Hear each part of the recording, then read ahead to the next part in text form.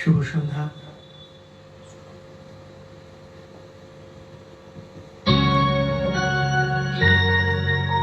আমি এত যে তোমায় ভালোবেসেছি,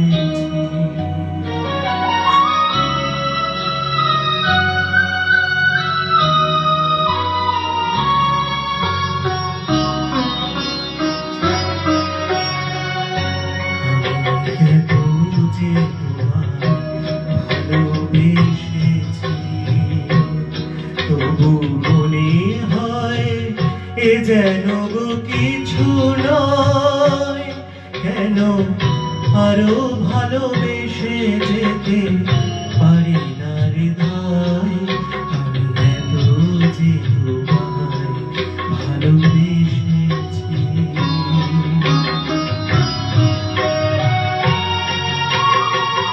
তোমার কাজল চোখে যে গভীর ছায়া কেঁপে ওঠে,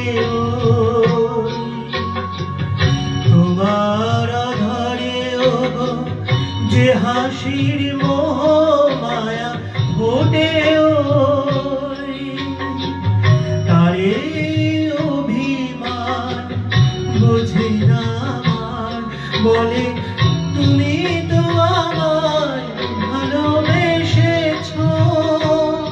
শুধু আমার গোপন ব্যথা কেঁদে কেঁদে হয়, কেন আরো ভালোবেসে যেতে পারি না হৃদয়? আমি এত যে তোমায় ভালোবেসেছি।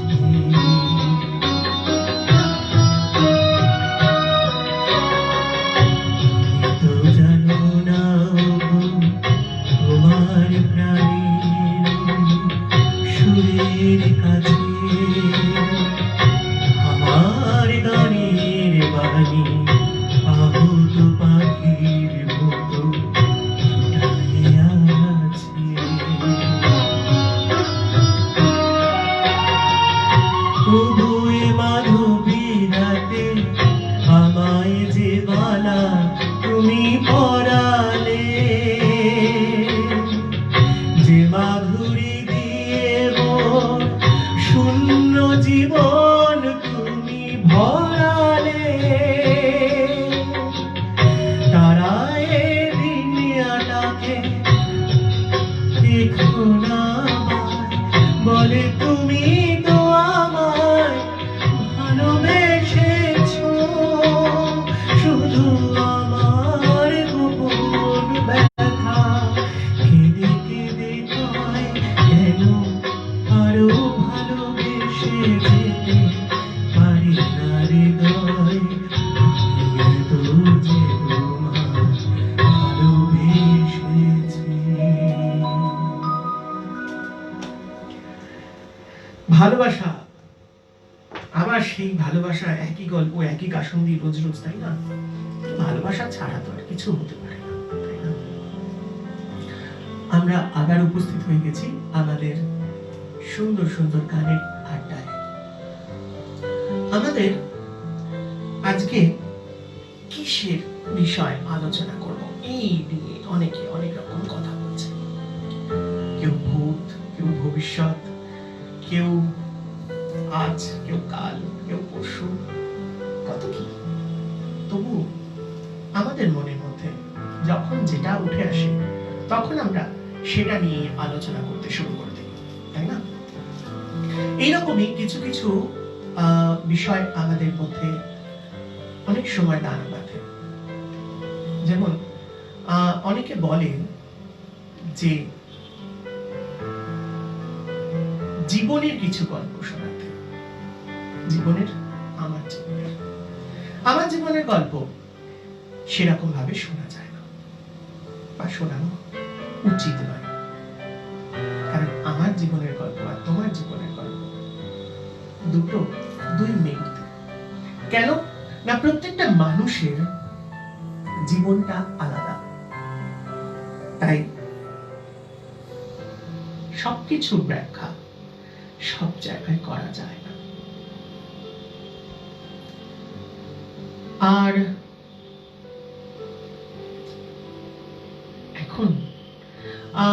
আমার মনে হয় যে কিছু কিছু কথা তোমাদের সঙ্গে পুরনো দিনের কথা আমি বলেছিলাম যে কলেজ লাইফের আমাদের কিছু কিছু গল্প আমরা বলবো। আমার কলেজ লাইফে আমার অনেক বন্ধু বান্ধবরা ছিল, অনেক রকম সময় কাটিয়েছি, এরকম সিনেমা দেখে আনন্দ করে হই হুল্লোড় করে।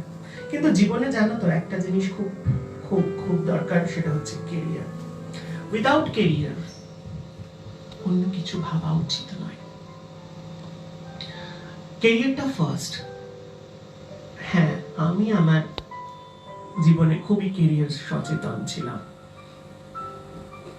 ভবিষ্যতে কি করব এই সমস্ত ভাবনা চিন্তা আমার মনের মধ্যে সবসময় ছিল।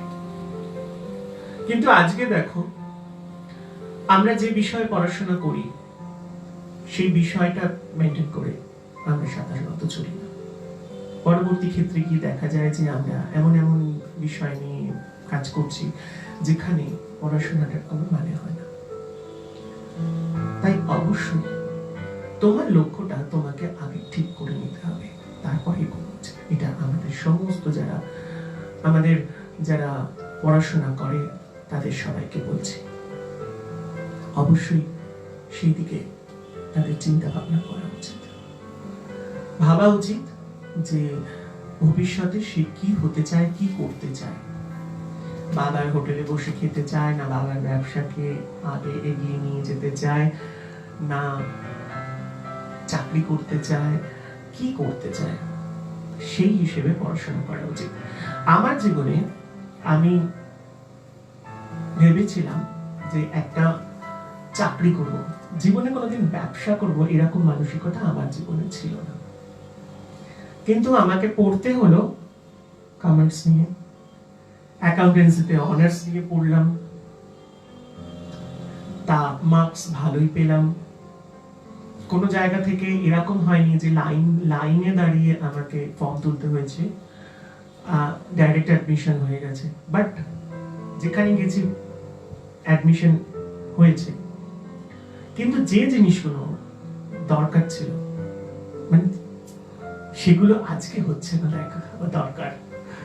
এই পড়াশোনাটা আমার কাজে লাগেনি, উল্টে আমি চলে গেছি লিটারেচার গ্রুপে, যেটা সম্বন্ধে আমার কোনো আইডিয়া ছিল না। এখন প্রচুর লিটারেচার পড়তে হয়, দেখতে হয়, কথা বলতে হয়, কথা শুনতে হয়। তাই আমরা জীবনটাকে যেভাবেই ভাবি না কেন, জীবন আমাদের কোনখানে কোন জায়গায় কি ভেবে রেখে দিয়েছে, কি করে রেখে দিয়েছে, কালের স্রোত আমাদের কোন দিকে নিয়ে যাবে, সে সম্পর্কে আমাদের কোনো রকমের জানা সম্ভব নয়। তবুও যতক্ষণ পর্যন্ত ততক্ষণ পর্যন্ত সেভাবে চালিয়ে যাও, ভালো। আর পরের গানে যাই। আজকে খুব কম সংখ্যক গান নিয়ে এসেছি। তার কারণ হচ্ছে তোমাদেরকে একবার বলেছিলাম যে কিছু কিছু গল্প বলবো। তো আমার নিজের এই সমস্ত গল্প তো বলবোই, তার সঙ্গে সঙ্গে বলবো আরেকটা গল্প যেটা অনেকে শুনতে ইচ্ছা করেছিল, যে মহাদেব আর নারায়ণের ব্যাপারটা। তা সেই গল্পটার দিকেও এগোবো আস্তে আস্তে। তার প্রথম যে গল্পটা শুরু করছি, যখন আমরা এই কলেজ লাইফে ছিলাম প্রচন্ড বদমাইশ ছিলাম। এরপরে একটা আনন্দের গান গাইবো, সেই জন্য একটু আনন্দ দিয়ে রাখছি। তা হঠাৎ এই বিষয়টা মনে পড়লো, কলেজ লাইফের গল্প তো, মানে জাস্ট তখন উচ্চ মাধ্যমিক পাশ করেছি।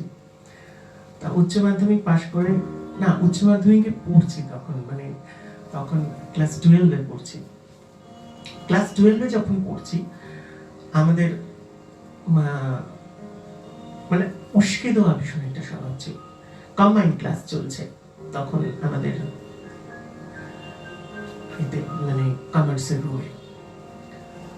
তাই ক্লাস 11-12-এ কমার্স নিয়ে যখন শুরু হয়েছে, আমাদের একটা কম্বাইন্ড ক্লাস, মানে বাংলা ইংরেজি কম্পালসারি ছিল।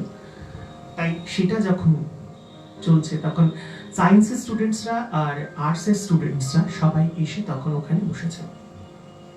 ইন দ্য মিন টাইম আমাদের বাংলার যে টিচার বা ইংলিশের যে টিচার, বাংলা ইংলিশ না কোনটা আমার এখন কোন টিচার সেটা এখন ভুলে গেছি, বাট এই দুটোর মধ্যে যে কোনো একজন টিচার সেদিনকে অ্যাবসেন্ট ছিল। ফর দ্যাট তা সেদিনকে আমরা বসে বসে যে যার নিজের মতো গল্প করছি। ইন দ্য মিন টাইম হঠাৎ পিছন দিক থেকে শোরগোল শুরু হলো, মারামারি হচ্ছে একটা। আমরা তখন তো কিরকম ভাবে বলেছি, ওই বলেছে, সেই বলেছে, তাই বলেছে, এটা বলা একদম উচিত হয়নি, এরকম ভাবে বলে তাকে আরো উস্কে দিয়ে একটা বেশ ডামাডলের মধ্যে রইলো। আর আমরা তখন পেছন থেকে লাও লাও লাও লাও বেশ একটা জোর জবরদস্তি হচ্ছে। কিন্তু আমরা তখন মাথার মধ্যে থেকে ভুলে গেছি যে এই আমাদের ঠিক মানে রুমের তলায় কিন্তু হেড স্যারের ঘর। ইন দ্য মিন টাইম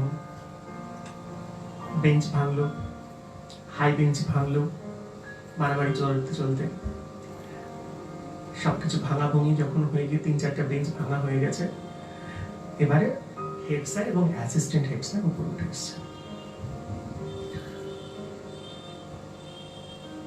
কে করেছে? We didn't know. আমরা কেউ জানি না। সো আমাদের মধ্যে একটা ইউনিটি ছিল, সে যে স্ট্রিমেরই হোক না কেন, কারোর একটা ক্ষতি হয়ে যাক আমরা কেউ চাইতাম না।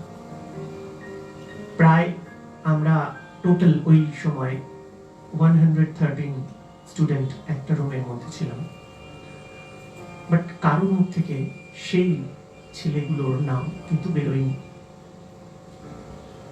আমার সঙ্গে আমার একটা মাথার মধ্যে লেভেল ছিল, ভালো ছেলের তাকমা ছিল আমার মাথার লেভেলের মধ্যে।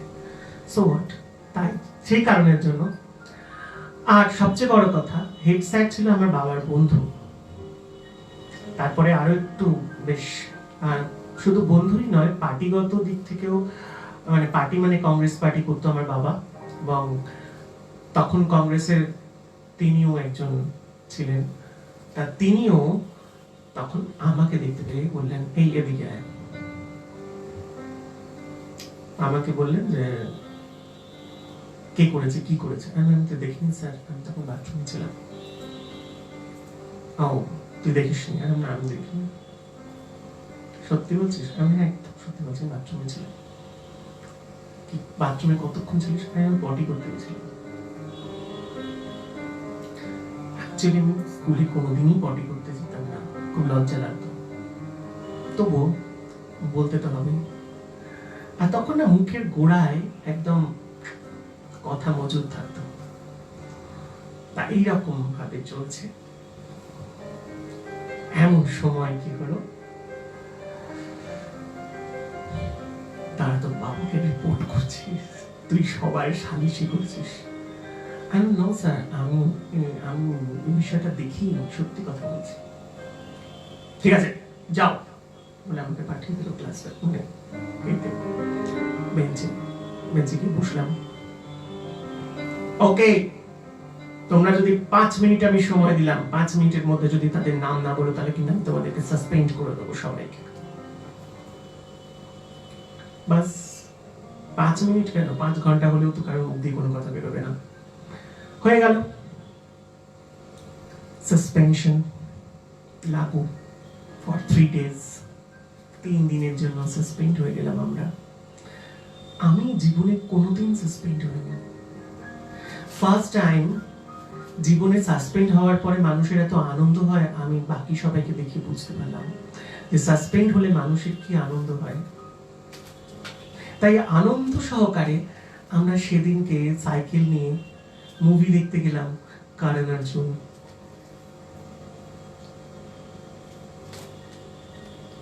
আনন্দ করে সঙ্গে সঙ্গে, মানে ভাবতে ভাবতে যে এই কি হলো, উনি সঙ্গে সঙ্গে হাতে ঘড়ি সময় দেখতে হবে, কটা বাজে, 1:30 শোটা হয়ে যাবে, 1:30 শোটা চলে যেতে হবে, তাড়াতাড়ি হেড স্যারকে বিদায় করতে হবে, কেউ কোনো কথা বলিস না, চুপচাপ থাক বলে প্রায় আমরা 25-26 জন ছেলে একসঙ্গে সাইকেল চালিয়ে ওখান থেকে নারায়ণী সিনেমা হল, আলমবাজারে তখন নারায়ণী সিনেমা হল বলে একটা সিনেমা হল ছিল, সেই সিনেমা হলে গিয়ে করণ অর্জুন সিনেমা দেখলাম। ইয়ে বন্ধন তো বলে একটা গান তখন চলছে। অ্যাজ ইউজুয়াল আমাদের চিরমা রাখি গুলজার, তিনি ওই শাহরুখ খান আর সালমান খানকে নিয়ে গান গাইছেন। সেই সময় আমরা সবাই মিলে ঢুকলাম। এইরকম একটা ছিল অবস্থা। এরপর বাসেতে মাঝে মাঝে আমরা বাসে করেও পরের দিনকে বাসে করে আমরা আরেকটা জায়গায় সিনেমা দেখতে গেছি। সেখানে কি হলো সেটা একটা গানের পরে বলবো।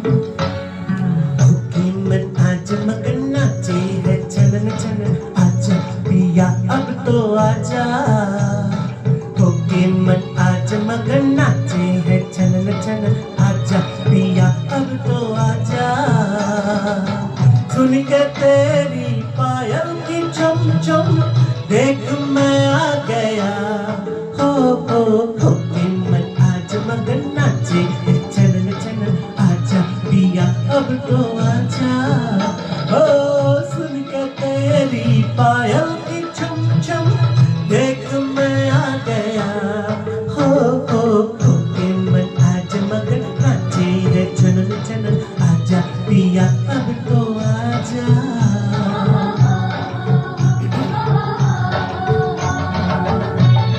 অরিজিৎ এবং আশা ভোসলের একটি অনুবাদ কম্পোজিশন, ছবির নাম খিলাড়ি।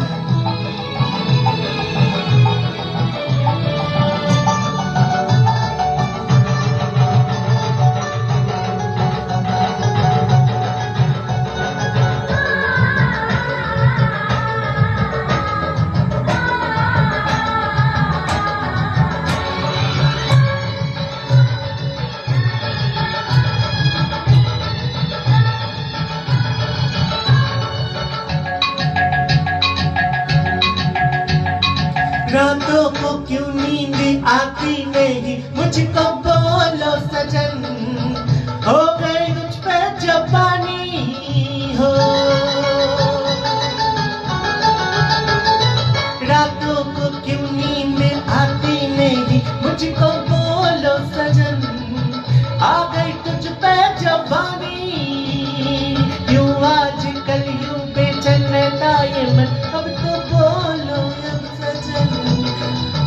प्यार में तू है दीवानी प्यार होता है क्या जरा मुझको बता इतनी भोली न बन मुझको यूं न बना गोरी हक सब पता है होके मन आज मगन नाचे है चलन चलन आजा पिया अब तो आजा हो सुन के तेरी पायल की चम चम देख मगन नाचे है चलन चलन आजा पिया अब तो आजा।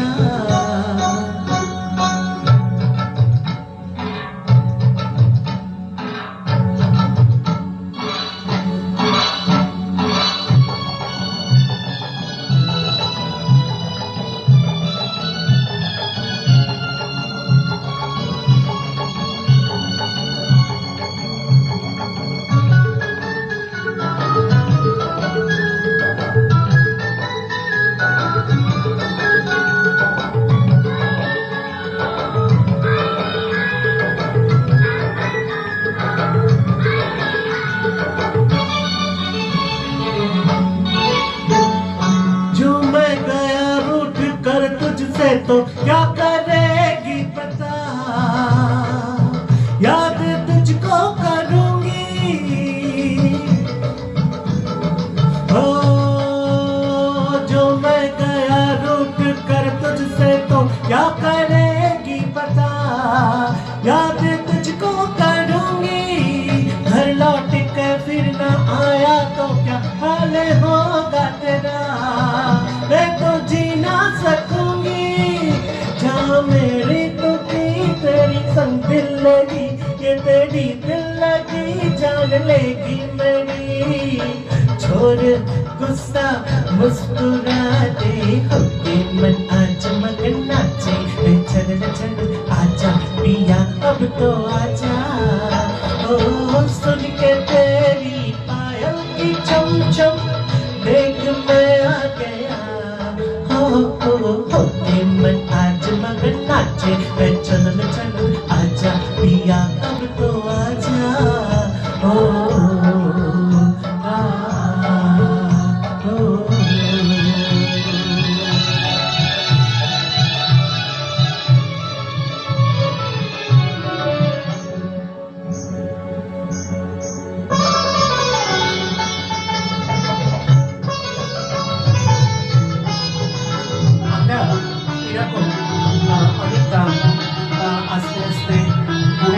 শিখেছি বা দেখেছি এরকম অনেক গান আছে যে গানগুলো অনেক অচেনা গান সেরকম পপুলার হয়নি কিন্তু গানগুলো বেশ ভালো লাগে বেশ নাচের গানের মতো তাই না মানে আমি যেহেতু একটু নাচ টাচ করি তাই সে কারণের জন্য নাচের গানগুলোকে একটু করতে ভালো লাগে হ্যাঁ অনেকেই ভাববে পরের গল্পটা এবার কি হবে তাই না বেশ আবার একটাই বলার যে বক্তব্য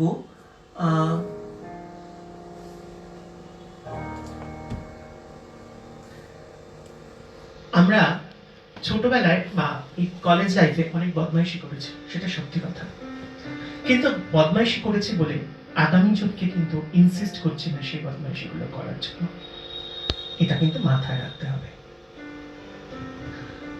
কলেজ লাইফে তখন অনেক মানুষ আছে বা অনেক লোকেরা বা মেয়েরা আছে তারা সাধারণত কি করে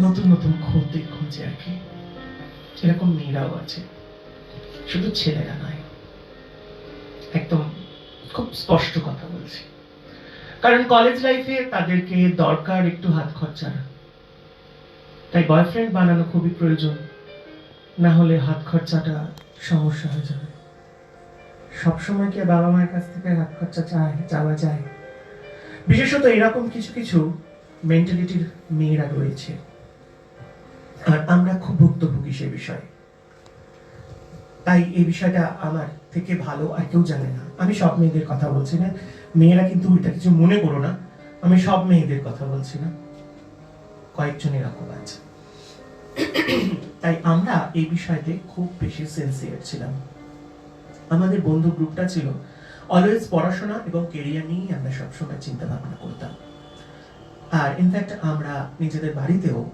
একটা টিউশন করতাম মানে টিউশনটা সেরকম ভাবে করতাম যাতে কারোর কোনো রকম ভাবে চাপ না পড়ে যেমন ধরো সোম মঙ্গল বুধ তুমি ইকোনমিক্স পড়ছো তো সোম মঙ্গল বুধ আমি অ্যাকাউন্টেন্সি পড়ছি আর এই সোম মঙ্গল বুধ আরেকজন ম্যানেজমেন্ট পড়ছে ক্লিয়ার তাহলে মঙ্গল বৃহস্পতি শনি এই তিনটে দিন আমাদের ছিল কম্বাইন্ড ক্লাস আমরা যা যা পড়লাম আমরা তাই আমাদের বন্ধুদেরকে শেখাতে থাকতাম তার ফলে এক্সট্রা মানে কোনো স্যারের কাছে যাওয়ার প্রয়োজন হতো না আমি অ্যাকাউন্টসের কাছে ভর্তি হয়েছি তুমি ইকোনমিক্সের কাছে ভর্তি হয়েছো আর অমুক সে ম্যানেজমেন্ট গ্রুপে ম্যানেজমেন্ট স্যারের কাছে পড়তে হচ্ছে তাই এই 3 দিন কিন্তু অ্যাকাউন্টেন্সিটা শেখানোর দায়িত্ব আমার ম্যানেজমেন্টটা শেখানোর দায়িত্ব অমুকের আর ইকোনমিক্সটা শেখানোর দায়িত্ব তোমার তার ফলে কম্বাইন্ড ক্লাসটা খুব ভালো হতো আর পড়াশোনাটা খুব ভালো হতো তার কারণ হচ্ছে আমি যখন শেখাচ্ছি তার মানে আমার কতবার রিভিশন হয়ে যাচ্ছে আর একটা মাথার মধ্যে যখন ঢুকে যেত আর বেরোতো না খুব ভালো লাগতো এরকম পড়াশোনা করতে তার সঙ্গে থাকতো আমার মায়ের নানা রকম রোজকার রেসিপি তাই ক্লাসটা আমার বাড়িতেই হতো কারণ অত খাওয়াতে পারতো না কেউ জায়গাও থাকছিল না, যেহেতু আমাদের বাড়িতে বেশি জায়গা ছিল, নিচের একতলাটা ফাঁকা থাকতো, আজও ফাঁকা আছে। তাই সেরকম লোকেরা সেখানে এসে বেশি, মানে আমার বন্ধুরা এসে সেখানেতেই আড্ডা, সেখানেতেই গল্প গুজব, আর সেখানেতেই পড়াশোনা। এইরকমই একটা পড়াশোনার পর, মানে আফটার তোমার উচ্চ মাধ্যমিক পরীক্ষার পর আমরা ফর্ম তুলতে গেছি। তখন এরকম নতুন নতুন মেয়েরা তখন দেখছি বারবার আমাদের দিকে, আমরা ভীষণ হইচই করছি, কথা বলছি বাসে যেতে যেতে। এটা যাচ্ছিলাম আমরা মনীন্দ্রনাথ কলেজে ফর্ম তুলতে, আর আমি যাচ্ছিলাম জয়পুরিয়ায় ফর্ম তুলতে, আর আমার এক বন্ধু যাচ্ছিল মনীন্দ্রনাথ কলেজে ফর্ম তুলতে, আর আরেকজন যাচ্ছিল ওখান থেকে গোয়েঙ্কায় ফর্ম তুলতে যাচ্ছিলাম কলেজ স্ট্রিটে। দেন কলেজ স্ট্রিট হয়ে আর কি, তা আমরা ওখান থেকে তো কাছাকাছি সমস্ত কিছু। তা ফার্স্ট অফ অল আমরা গেছি জয়পুরিয়া কলেজ। জয়পুরিয়া কলেজে আমি ফর্ম তোলার শেষ হয়ে যাওয়ার পর, কারণ জয়পুরিয়া কলেজের ইকোনমিক্সের টিচার সঙ্গে, যে টিচার আমাকে পড়াতো তার সঙ্গে আমার গুগলদা পরিচয় করে দিয়েছে, তাই সেই সূত্র ধরে গুগলদার সঙ্গে আমার অনেক দিনকার সম্পর্ক, মানে একদম উচ্চ মাধ্যমিকের পর থেকে। আর তারপর সেই জয়পুরিয়ার সেখানেতে স্যার যেহেতু ছিল, আমার অসুবিধা কিছু হয়নি ফর্ম পেতে। তারপরে মনীন্দ্রনাথ কলেজ হয়ে এবারে কলেজ স্ট্রিট যাবো, অর্থাৎ গোয়েঙ্কা কলেজে যাব। সে কারণের জন্য শ্যামবাজারের মুখটাই এসেছি, যেখান থেকে কলেজ স্ট্রিটে যাওয়ার বাসটাকে ধরা যাবে। হাঁটতে হাঁটতে গল্প করতে করতে বন্ধু বান্ধবরা, অনেকক্ষণ ধরে একটা মেয়ে আমার দিকে তাকাচ্ছে এবং ফলো করে যাচ্ছে কন্টিনিউয়াসলি। আমি ভাবছি যে অনেকক্ষণ ধরে দেখছি, অনেকক্ষণ ধরে দেখছি। তা দেখতে দেখতে সেও আমাদের সঙ্গে পিছনে পিছনে হাঁটতে হাঁটতে বাস স্ট্যান্ড পর্যন্ত এসছে। তা বাস স্ট্যান্ডে অনেকক্ষণ দাঁড়িয়েছি আমরা। আমার একজন বন্ধু ছিল ভীষণ বদমাইশ, তার মুখে কিছু আটকাতো না। কিছুক্ষণ পরে, আচ্ছা এটা কিন্তু না খুব ডিফিকাল্ট, কিন্তু প্রচন্ড হাসির একটা গল্প। তা কিছুক্ষণ পরে সমস্ত লোকেরা দাঁড়িয়ে আছে, আমি তাকে বললাম যে দেখ, এই মেয়েটার না মনে হচ্ছে একটু দোষ আছে। কিসের দোষ আমি বলছি না, পোটাটো টোটাটো সব কিছু বলতে চাইছি না, হ্যাঁ, তাই যাই হোক সেটা তোমরা বুঝে নাও। তা সে বললো যে হ্যাঁ আমারও মনে হচ্ছে, আমি কিন্তু অনেকক্ষণ ধরে দেখছি। তা তোর কি মেয়েটাকে ভালো লাগছে? আমার খেয়ে পরে আমার কাজ করেনি, ওই মেয়েটাকে ভালো লাগতে যাবো? তাহলে একটা কাজ কর, আমি যা করবো তুইও তাই করে যাবি। হ্যাঁ নো প্রবলেম। তারপরে করতে হবে, একটা গন্ধ পাচ্ছিস? হ্যাঁ একটা গন্ধ পাচ্ছি। এবার আমার সাথে সাথে মানে কি হয়, একজনকে যদি বলা হয় যে হ্যাঁ পাচ্ছি, আমি পাচ্ছি, আবার আমার পাশের জন বলে পাচ্ছি, আবার আমার পাশের জন বলে পাচ্ছি, অন্যান্য লোকেরাও কিন্তু একটু নাক দিয়ে মানে বন্ধ হওয়ার চেষ্টা করে, না পেলেও বন্ধ করার চেষ্টা করে। তা সেরকমই বন্ধ করার চেষ্টা করছে। তা চেষ্টা করতে করতে হঠাৎ সে গিয়ে সেই মেয়েটিকে, যে মেয়েটি দেখছিল তাকে গিয়ে জিজ্ঞাসা করছে, আচ্ছা দিদি আপনি কি এমন কোনো কর্ম করেছেন যাতে দুর্গন্ধ বেরোয়? কি কর্ম? আমার মনে হয় সেটা তোমরা বুঝে গেছো। তারপরে মেয়েটি পরপরই পালিয়ে যায়। আমরা পরপরই গানটার দিকে যাই।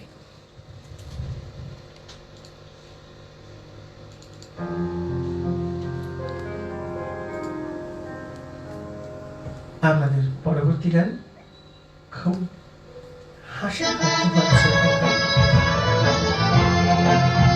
অবশ্যই এই কথাগুলো এতটা পরিষ্কার করে বলেছে, মানে পায়ের একটা বাংলা শব্দ আছে জানো তো, সেটা যেন অজানা এক পথ, কি জানি কোথায় হবে সে। যেন অজানা এক পথ, কি জানি কোথায় হবে সে। স্বপ্নই কি দিয়েছে দেখি, এ যেন অচেনা এক দেশ। যেন অজানা এক পথ, যেন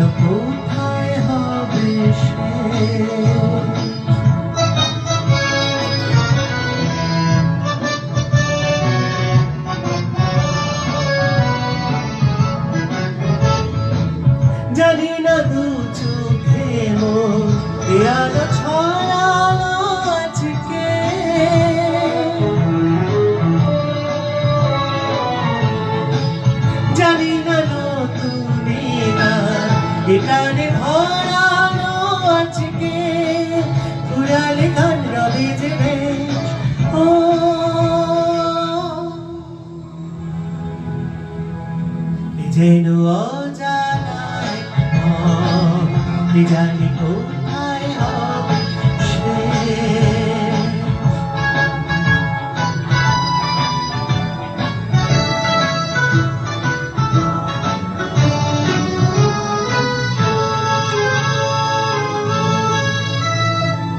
খুশি হলো আকাশকে আজ ডাকে, হাঁটবে আমার বেলায় ওই ছবি আঁকে। খুশি হলো আকাশকে আজ ডাকে, হাঁটবে আমার বেলায় ওই ছবি এঁকে। জানি না কানে কানে কি কথা বাতাস করে যায়, জানি না মনে আমার কেন যে ঝর্ণা হয়ে যায়, হারিয়ে যেতে লাগে যে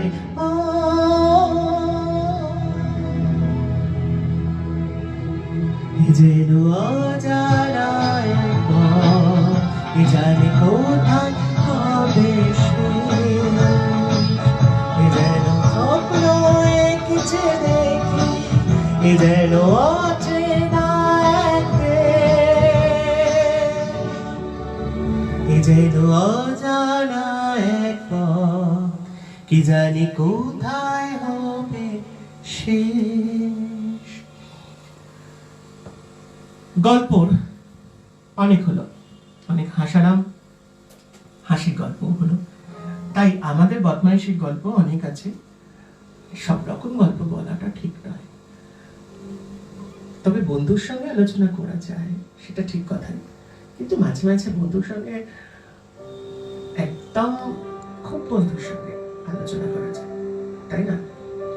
বন্ধুরা খুব হাসে, কথা বলে, আড্ডা মারে, চা বিস্কুট খাওয়ায়, কিন্তু এখানে তো সেসবের বালাই নেই, কেউ খাওয়ায় না টাওয়ায় না। তারপরে আমরা এইরকম অনেক বদমাইশিও করেছি এরকমও টিটিকেও। শিয়ালদা স্টেশন থেকে আসছি, আস্তে আস্তে জলে ভিজিয়ে নেওয়া টিকিট, সেটাকে পেচ্ছাপে পড়ে যাওয়া টিকিট বলে টিটির হাতেও ধরিয়ে দেওয়া হয়েছে, এরকমও করেছি। অনেক গল্প, সব গল্প বলা ঠিক নয়, তবুও কয়েকটা বলেছি। এইরকমই একটা কথা বলি, মেয়েদের প্রতি আমাদের আকর্ষণ খুব একটা বেশি ছিল না, মানে বিশেষত প্রেমের প্রতি। কলেজ লাইফে কলেজ থেকে ফিরছি দমদম স্টেশন, শিয়ালদা থেকে। দমদম স্টেশনে একটি মেয়ের সঙ্গে দেখা, হঠাৎ মেয়েটি তাকিয়েই আছে। আমরা মনে মনে ভাবছি, মেয়েটি কি চোখে দেখতে পায় না? কিছুক্ষণ পরে দেখি মেয়েটি আমাদের দেখে হাসছে। আমি সর্বনাশ করেছে, হাসি মানিয়ে গন্ডগোল না? যাই হোক, সে হাসছে দেখে আমরা একটু গম্ভীর হয়ে গেলাম। কিছুক্ষণ পর মেয়েটি হাসতে হাসতে একটু গলাটা ঘোরালো, গালে এত বড় একটা জরুল, কালো মতো। আমরা জানলা দিয়ে তাকালাম, ট্রেনটার সিগন্যাল হয়েছে কিনা দেখছি, ভাবছি সিগন্যাল হবে কি হবে না হবে কি হবে। তা আমার এক বন্ধু উঠে গিয়ে দেখলো যে হ্যাঁ সিগন্যাল হয়ে গেছে। এবার জানলা থেকে মেয়েটিকে বলছি,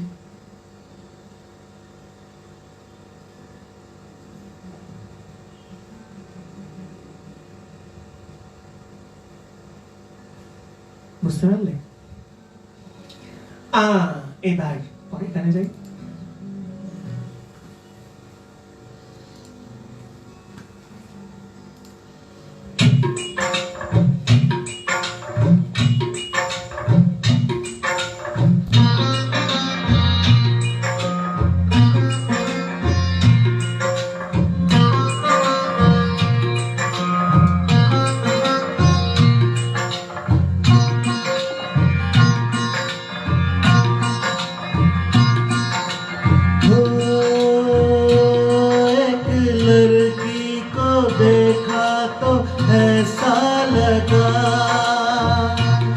এটা সেই মেয়েটি নয়।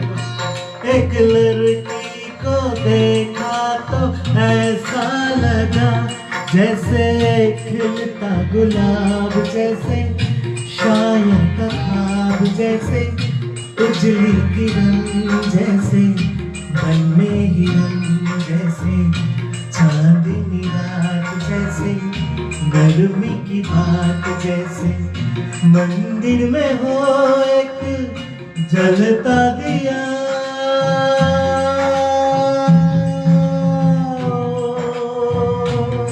एक लड़की को देखा तो ऐसा लगा।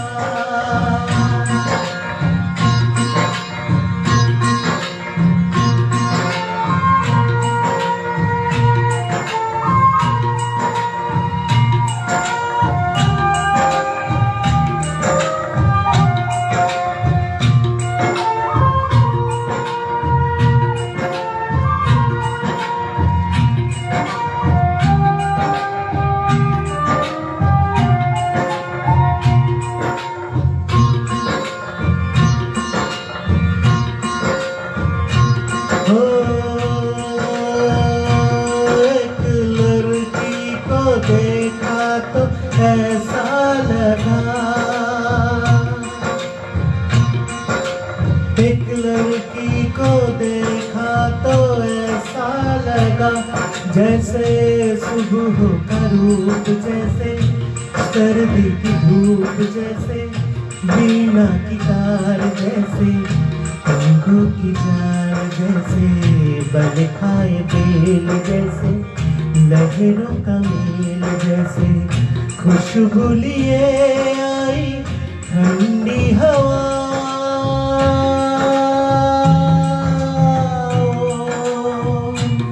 एक लड़की को देखा तो ऐसा लगा।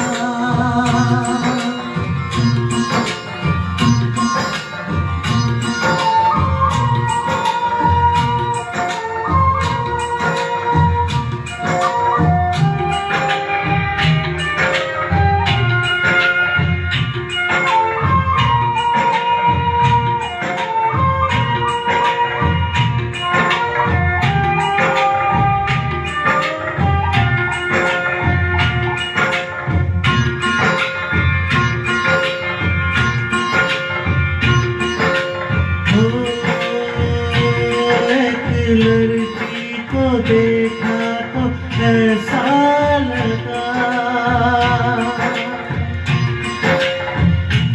एक लड़की को देखा तो ऐसा लगा जैसे नाचता मोर, जैसे रेशम की डोर, जैसे परियों का राग, जैसे संदल की आग, जैसे सोलह सिंगार, जैसे रस की फुहार, जैसे आहिस्ता आहिस्ता बढ़ता नशा।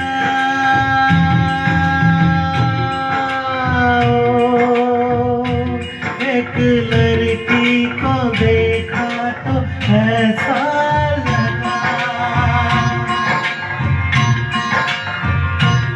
एक लड़की को देखा तो ऐसा लगा।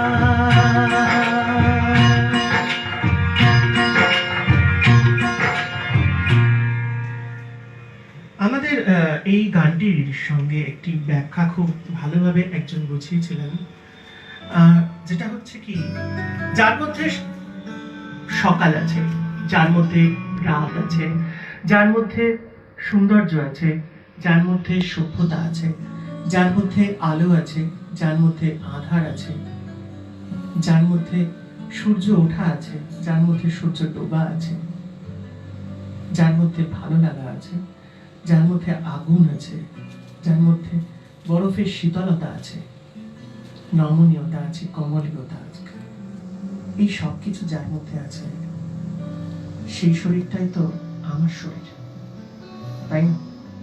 আমার মধ্যে যেমন গরম আছে, আমার মধ্যে তেমন ঠান্ডা আছে, আমার মধ্যে তেমন ভালো লাগা আছে, আমার মধ্যে তেমন খারাপ লাগা আছে, আমার মধ্যে তেমন হিংসেপনা আছে, আমার মধ্যে তেমন নমনীয়তা আছে, আমার মধ্যে তেমন কমলতা আছে, আমার মধ্যে তেমন আছে, আবার আমার মধ্যে তেমন স্নিগ্ধতা আছে। তাই আমি সেই লড়কি অর্থাৎ প্রকৃতি, যাকে আমি দেখছি আয়নায়, অর্থাৎ আমার স্বরূপকেই আমি দেখছি। একজন খুব ভালোভাবে এই বিষয়টিকে ব্যাখ্যা করেছিলেন, কারণ যিনি লিখেছিলেন গানটি তিনি এইভাবেই নাকি গানটি লিখেছিলেন, পরবর্তী ক্ষেত্রে গানটি অন্যভাবে রূপ পায়।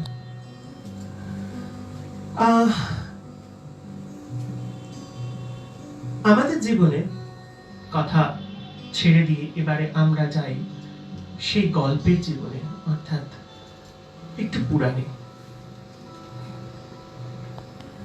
আমরা তোমাদেরকে জানিয়েছিলাম মহাদেব ও নারায়ণের সম্পর্কের কথা।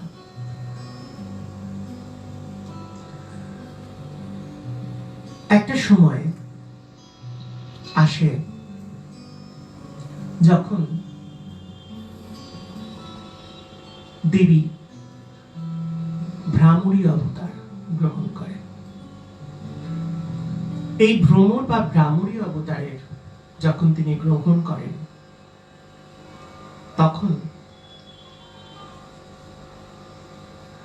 প্রকৃতি মৌমাছি বা ভ্রমরের বেড়াজালে এমন ভাবে আবদ্ধ হয়ে পড়ল, একটা মহামারী এসে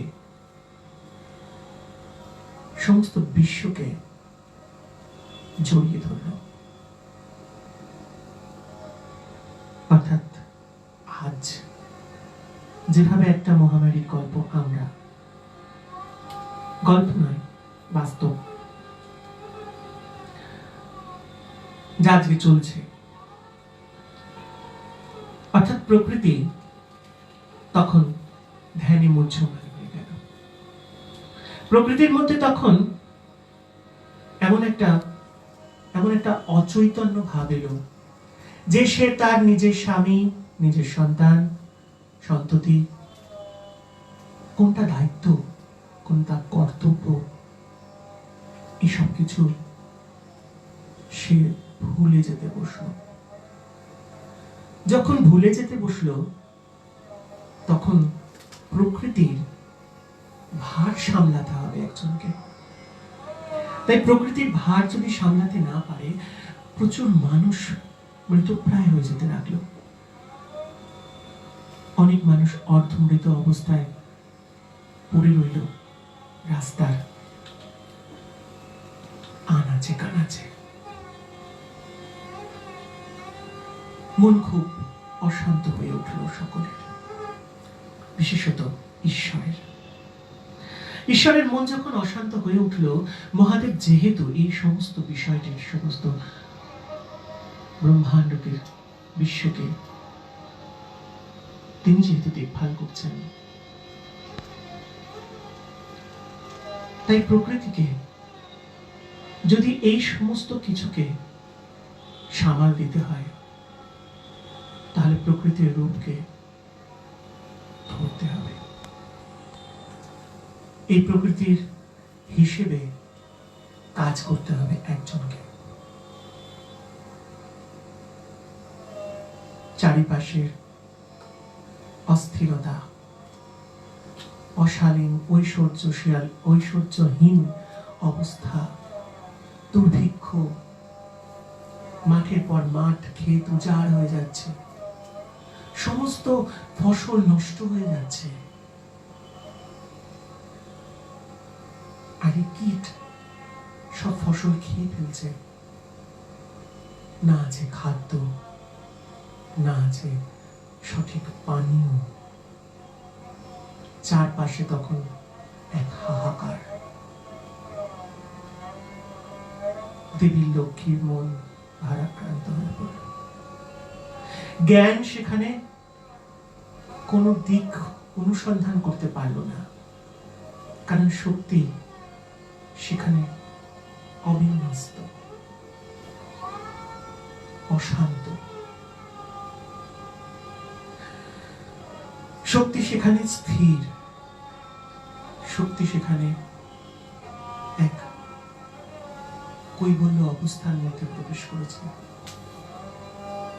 যেখানে নেই ভালো মন্দের জ্ঞান, যেখানে মহাদেব তাকে সামলাতে পারছেন না।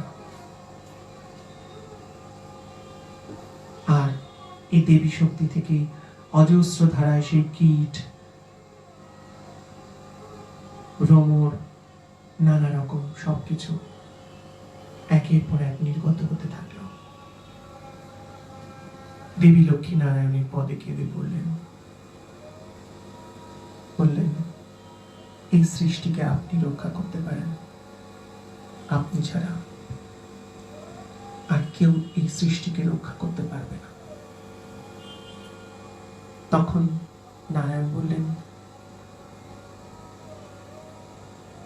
কিভাবে? তখন উনি বললেন, মহাদেবের প্রকৃতি হয়ে। একদিন আমি আপনাকে প্রশ্ন করেছিলাম কিভাবে, আপনি তখন আমাকে উত্তর দিয়েছিলেন যে এক সময় তুমি আমাকে বলবে এবং ইনসিস্ট করবে মহাদেবের অর্ধাঙ্গিনী হওয়ার জন্য। আজ দেখো সেই সময় উপস্থিত। হ্যাঁ, আমি তোমাকে অনুরোধ করছি, তুমি মহাদেবের অর্ধাঙ্গিনী হও। কিন্তু একজন পুরুষ কি করে আরেকজন পুরুষের অর্ধাঙ্গিনী হতে পারে?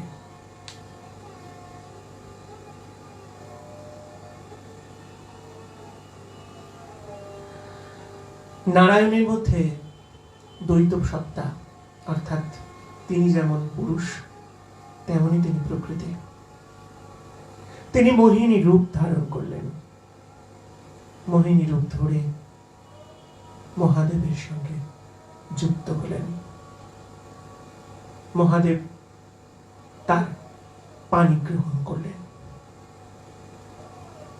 এই পানি গ্রহণের মাধ্যমে, এই প্রকৃতির মাধ্যমে প্রকৃতির সমস্ত শক্তি সঞ্চারিত হলো মোহিনীর দেহে। মোহিনী প্রকৃতিকে চালনা করতে লাগলেন এবং অপর সূত্র দিয়ে পুরুষ হিসেবে ভ্রামরী দেবীর মধ্যে তার জ্ঞান বীজ সরস্বতী রোপণ করতে লাগলো। দীর্ঘ অনেক বছর পর প্রকৃতি দেবী আবার ফিরে এলেন, কিন্তু এর মাঝখানে মহাদেব ও মোহিনীর একটি সন্তানের জন্ম হল।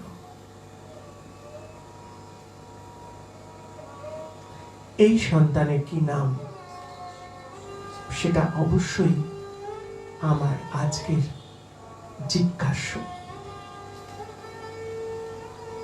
মহাদেব ও নারায়ণের সন্তানের নাম কি, এটাই হচ্ছে আজকের জিজ্ঞাস্য বিষয়। আর এটা তোমরা আমাকে অবশ্যই জানাবে। এর পরবর্তী পর্যায়ে নারায়ণ আবার ফিরে এলেন তার স্বধামে এবং লক্ষ্মী আবার ফিরে পেল তার স্বামীকে, আর ভ্রামরী দেবী আবার পার্বতী হয়ে মহাদেবের বক্ষস্থল বিরাজ করতে লাগলেন। এই ছিল একটা সুন্দর, সরল এবং সুস্থ সম্পর্ক। আমরা সাধারণ দৃষ্টিতে এটাকে বলি অসুস্থ সম্পর্ক, কিন্তু এই অসুস্থ সম্পর্কটাই ভালোবাসার সম্পর্ক। তাই প্রকৃতির সঙ্গে থাকতে হবে, প্রকৃতির হয়ে থাকতে হবে, আর প্রকৃতিকে আমাদের সকলকে উদ্ধার করতে হবে, তাই তো? চলো, একটা ছোট্ট গল্পের পর অবশ্যই একটা গান।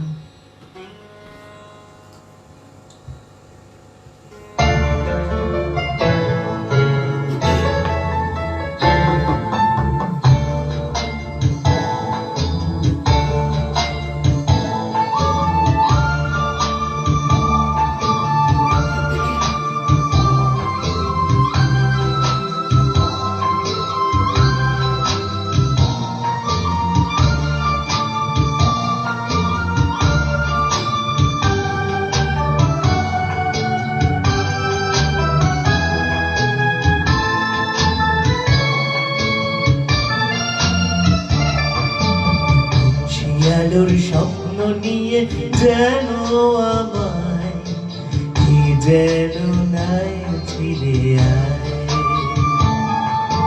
কোন সে আলোর শব্দ নিয়ে যেন আমায় কি ডাকে আয় চলে আয়। ছায়া নীল সীমানায় ছড়ায় সোনার সূর্য মেঘের গায় ডাকে আয় আয় রে আয়।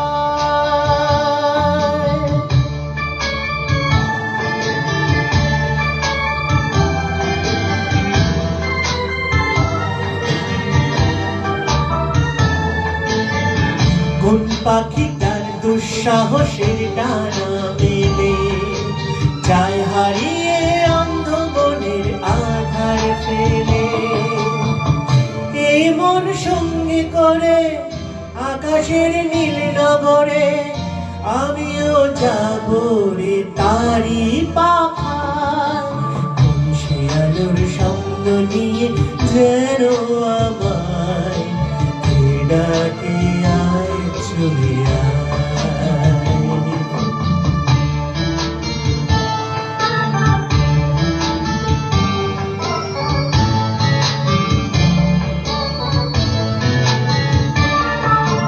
চেনা অচেনার পারে ডেকে ডেকে যে আমাকে নিয়ে যায় অজানা অভিসারে। হয়তো ফিরেও দেখবে না এই ফেরারি মন, ঘর ছেড়ে ওই শূন্যে ওরা পাখির মতো।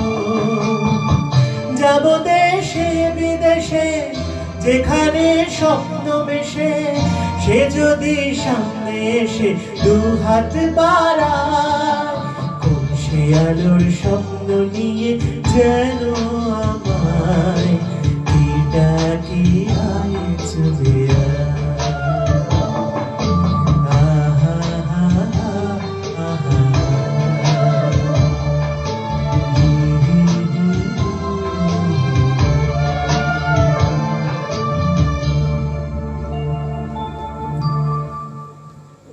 অবশ্যই অনেক অনেক অনেক অনেক নাম এসেছে, তাই আমরা সেই নামগুলো একটু দেখে নেব।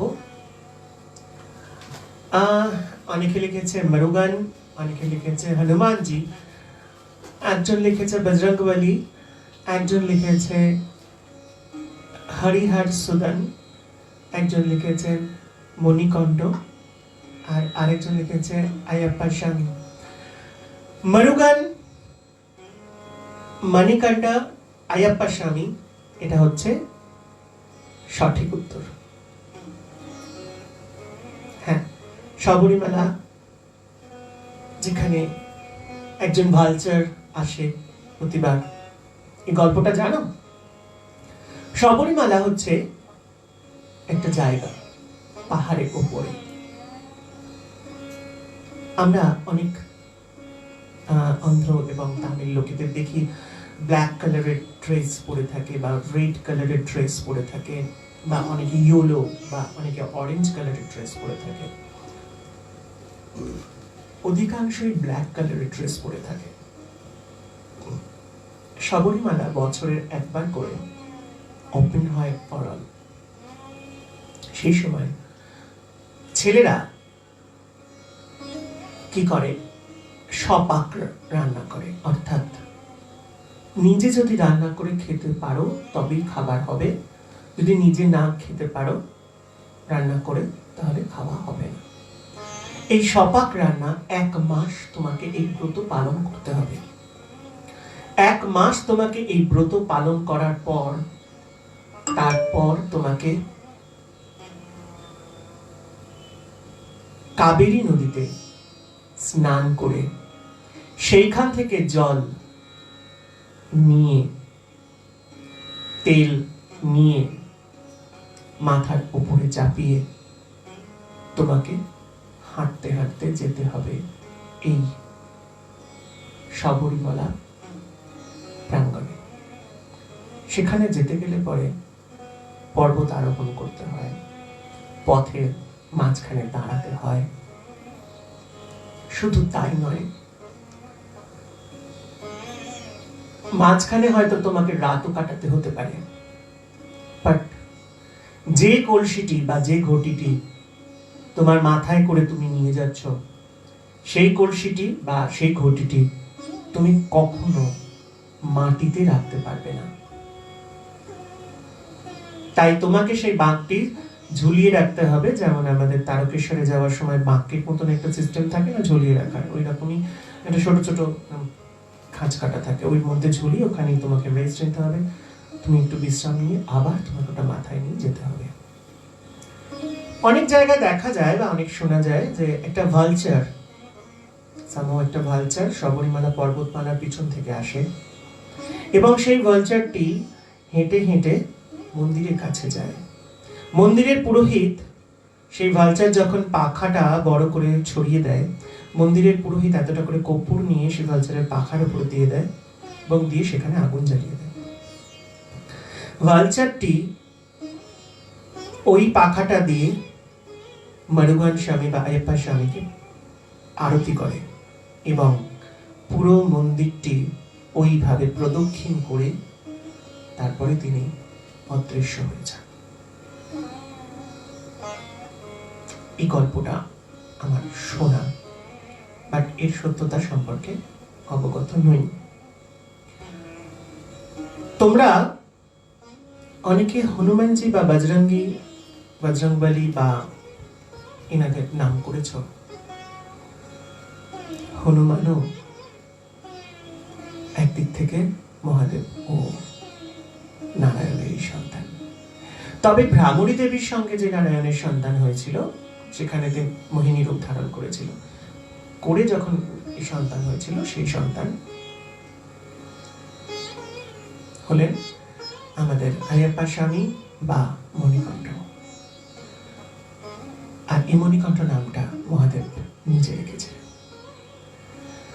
হনুমানজি বা বজরংবলী তিনিও নারায়ণ ও মহাদেবের সন্তান, কিন্তু আমরা তাকে অঞ্জনেয় পুত্র হিসেবে জানি। কারণ যখন সমুদ্র মন্থন হয় তখন অমৃত অসুররা নিয়ে চলে যায়। এই অসুরদের হাত থেকে অমৃতকে উদ্ধার করেন নারায়ণ এবং তখনও তিনি এই মোহিনী রূপ ধারণ করেন। আর এই মোহিনী রূপ ধারণ করার পর মহাদেব মোহিনীর প্রেমে পড়েন এবং মোহিনীকে পেতে চান। মোহিনীও মহাদেবকে। তখনও কিন্তু তাদের একটি সন্তান হয়, আর এই সন্তানটি তখন বাস্তবের কি নামে পরিচয়ে থাকবে তারা। এই পরিচয় পাবার জন্য অঞ্জন অর্থাৎ অঞ্জনেয় পুত্র হিসেবে তিনি জন্মগ্রহণ করেন। আমরা আবার এই হনুমানজিকে পবন পুত্র হিসেবেও জানি। আর এই পবন পুত্র হওয়ার আমরা পবন পুত্র হিসেবেও জানি। এই পবন পুত্র এই হিসেবে হয়েছিল, ছোটবেলায় যখন সে বালক অবস্থায় ছিল তখন সে সূর্যকে দেখে ভাবলো যে একটা খেলার গোলা। সে সূর্যকে খেতে গেল, আর এই সূর্যকে খেতে যাওয়ার ফলেতে সূর্যের তেজে এবং ইন্দ্রের বজ্রের আঘাতে তিনি হুঁশ হারান। পবনদেব এই অবস্থাটি দেখতে পারেন না, কষ্ট হয় তার। তিনি তখন তার ভেতরে, হনুমানজির ভেতরে নতুন করে প্রাণের সঞ্চার করেন।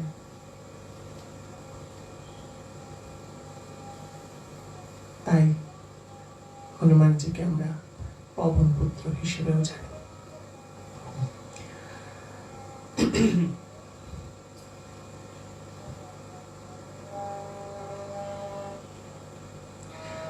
মেয়েদের, এখানে অনেকে লিখেছো মেয়েদের প্রবেশ নিষেধ ওই মন্দিরে।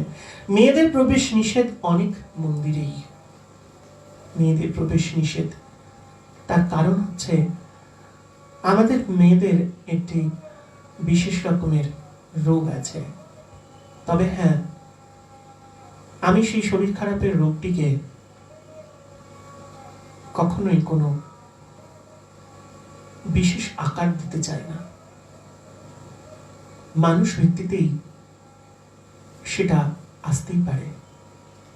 আজ প্রকৃতির মধ্যে যদি প্রকৃতি কোনো কোনো সময় রজস্বলা হয়, তার সঙ্গে কি এসে গেল? মা। মা কি তার রজস্বলা হচ্ছে বলে তার সন্তানকে দুধ পান করাবে না? না সন্তানের মুখে অন্ন তুলে দেবে না? না স্বামী বা পরিবারের মানুষের কাছে সে অচ্ছুত হয়ে থাকবে? তাই এই বিষয়টি আমি মানি না, মানতে পারি না। কিন্তু বহু জায়গায় এই বিশেষ নিয়মটি আছে, তাই সে সম্পর্কে আমি কোনো মন্তব্য করতে চাই না। আগামী দিনে হয়তো মানুষ আস্তে আস্তে সেটাও বুঝতে পারবে। কারণ আমরা নিজেরাই জানি না যে আমাদের পেটটা কতটা পরিষ্কার হয়েছে। আমরা সকালে যা, রাত্রিরে যা খেয়েছি বা সারা দিন ধরে যা খেয়েছি, সবটাই কি পরের দিন সকালবেলা বেরিয়েছে মল হয়ে? আমরা তো তা জানি না। যখন জানি না, তখন কিভাবে? আমাদের পেটের মধ্যে তো সেটা রয়েই আছে, সেটা নিয়েই তো আমরা ঠাকুরের কাছে যাচ্ছি। তাহলে এই বিষয়টা কেন কোনো একটি বিশেষ জাতি বা লিঙ্গের মানুষের সঙ্গে করা হবে? সেটা আমি সাপোর্ট করি না। যাকে চলো আমরা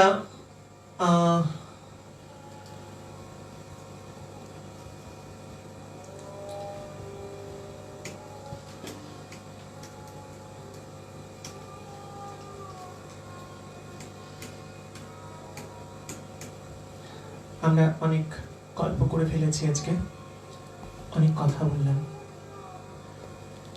আজকের আড্ডাটা কি ভালো লাগছে? অবশ্যই সেটা শুনবো তোমাদের কাছে, কেমন লাগছে। আজকে একটা অন্যরকম ভাবে গান করার ইচ্ছা হচ্ছে জানো। আর সেই গানটি সঙ্গে তোমরাও খুব পরিচিত।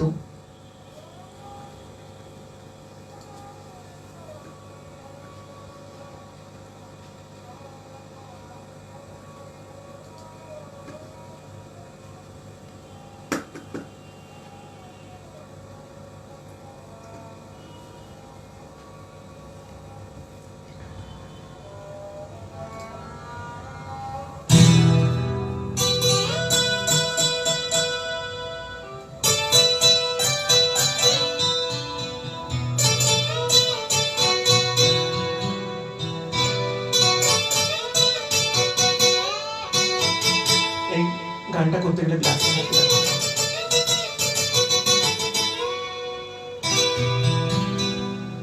লা লা লা লা লা লা লা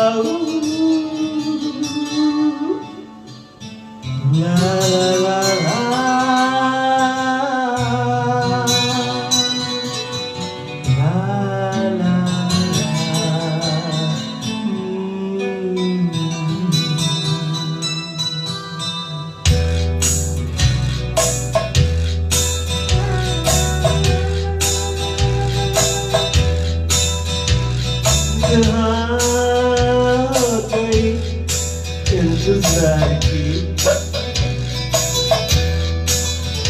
आए ना कुछ खबर मेरे यार की,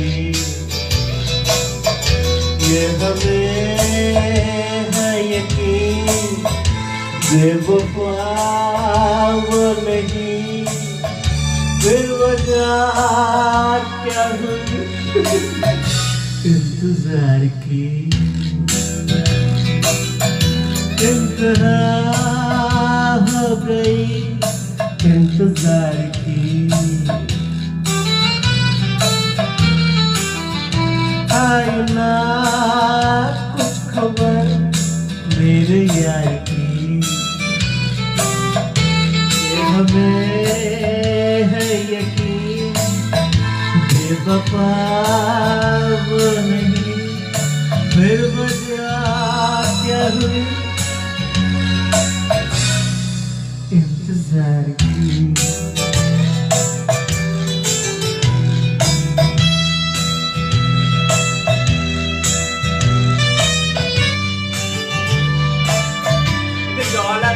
दौलत है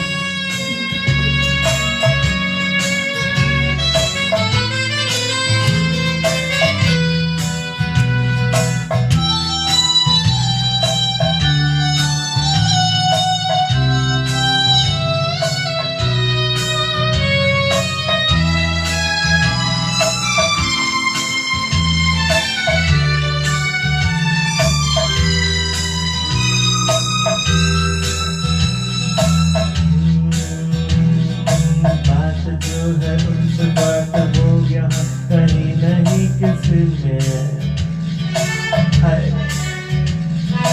वो है मेरी बस यही मेरी शोर है ये गली गली में साथ साथ वो है मेरी गम की या मेरे दिल है खुशी में जिंदगी में वो नहीं तो कुछ नहीं है मेरी जिंदगी में कुछ न जाए ये समा एतबार की इंतहा हो गई इंतजार की आई ना कुछ खबर मेरे यार की ये हमें बेवफा वो नहीं बेवजह क्या हुई इंतजार की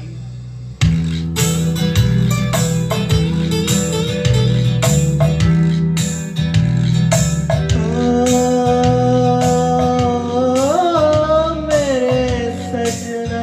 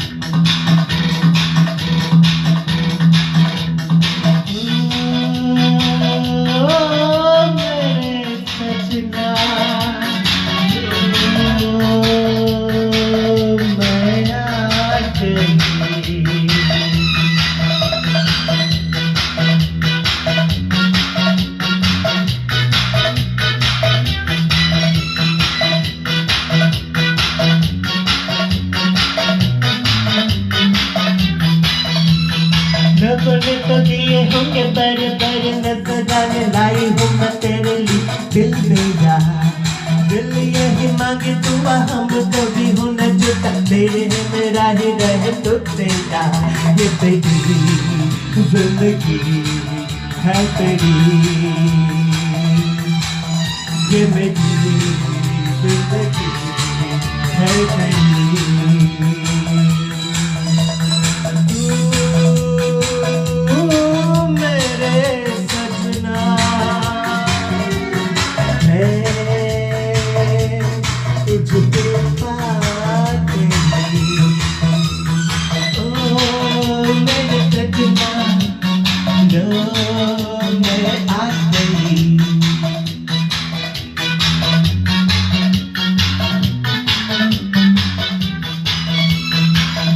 पे अंधेरे घने बुझते सितारे जले देखा तुझे तो दिल में जान आई हाथों पे कराने जगे अरमानी बने जगे बाहों में आके तू ऐसे शर्माई छा गई फिर वही बेखुदी छा गई फिर वही बेखुदी La la la la la la la la la la la la la la la la la la la la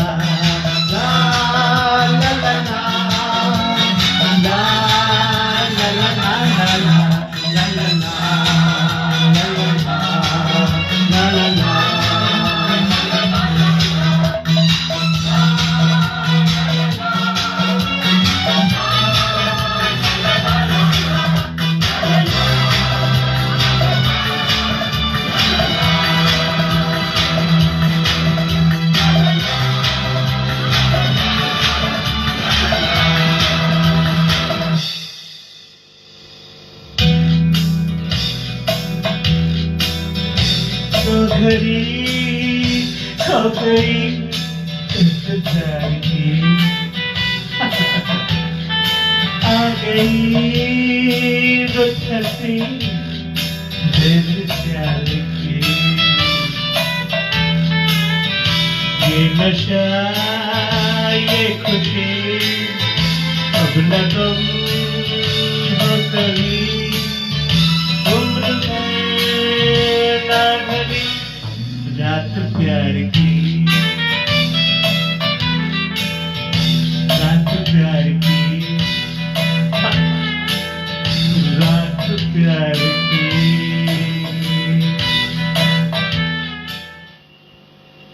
কেমন লাগলো ভালো না এইরকম একটা গান হঠাৎ করে একটা বেশ অন্যরকম মজা এনে দিল না কেন বলো তো আমাদের যে গানগুলো আগে এই কথাগুলো আগে হচ্ছিল বেশ ভারী ভারী কথা আমাদের মাথা মাথাগুলো কেমন একটা ঘুরোচ্ছিল তাই না আজকে বেশ ভালো ভালো লাগছে এই গানটা করার পরে তাই আর সময়ও মনে হচ্ছে আমরা অনেকটাই বেরিয়ে এসেছি অনেক গল্প গুজব করে তাই এবারে চলে যাব আমরা একদম পরের গানটায়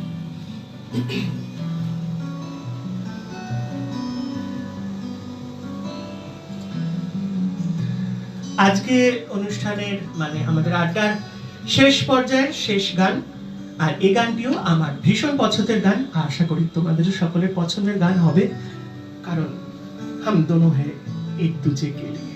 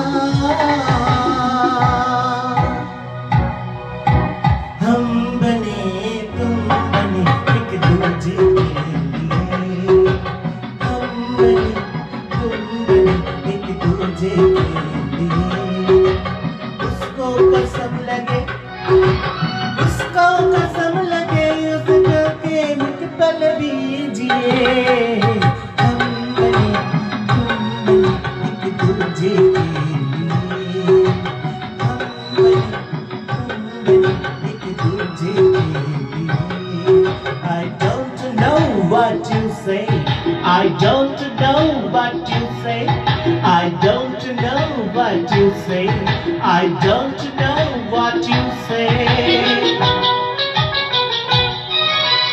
तुम हो बुद्धू, तुम हो बुद्धू मान लो, you are handsome जान लो.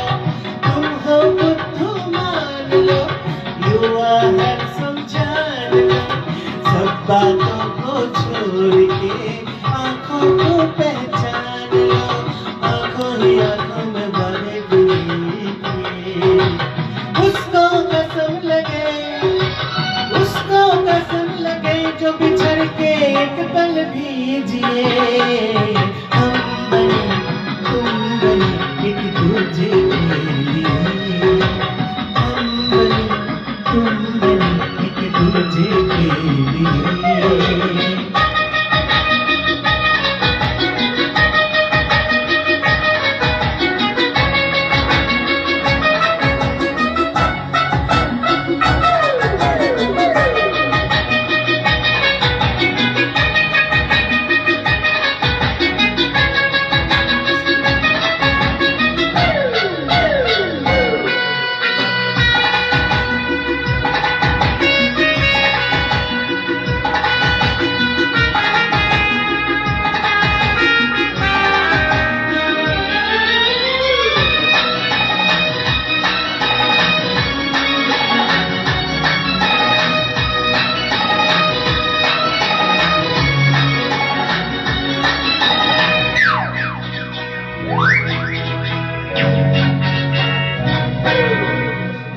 बने तुम बने एक दूजे के लिए. I don't know what you say. I don't know what you say. I don't know what you say. I don't know what you say. But I want to dance and play. But I want to dance and play. I want to play the game of love. I want you in the name of love. I want to play the game of love. I want you in the name of love. Hey, come here. Down here, there, up in the sky. Come with me, I want to fly. Don't stop, the nerve won't go. Don't stop, let the whole world go. Come fast, don't be slow. Love is fire, life is snow. इस प्यार में जोर नहीं, इस प्यार में जोर नहीं. गालिब ने कहा है इसीलिए उसको कसम लगे, उसको कसम लगे जो बिछड़ के एक पल भी जिए. हम बने तुम बने एक दूजे के लिए. I don't know what you say. I don't know what you say. We are made for each other, समझिए. We are made for each other, समझिए. each other, समझिए.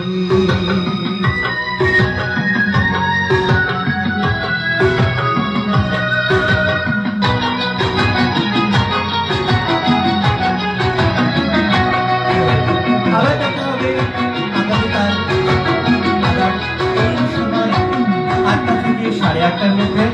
আবার উপস্থিত হয়ে যাব তোমাদের সামনে, তোমাদের দরবারে, অর্থাৎ আমাদের আড্ডায়. ততক্ষণের জন্য শুভরাত্রি, शब खैर, फिर मिलेंगे.